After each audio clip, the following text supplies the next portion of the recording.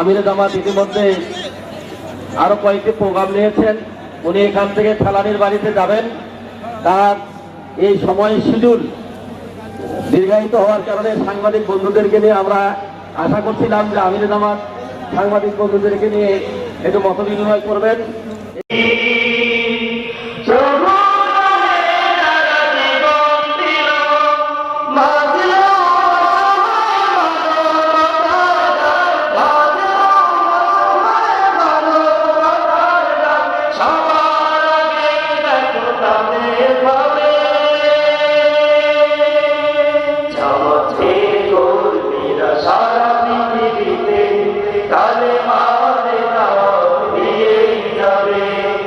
জামাতে কর্মীরা সারা পৃথিবীতে কালেমার দাওয়াত দিয়েই যাবে।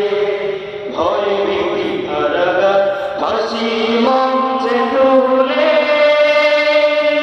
একটু ভাবেনি যারা দিগন্তে। ভয় ভীতি কারাগার ফাঁসি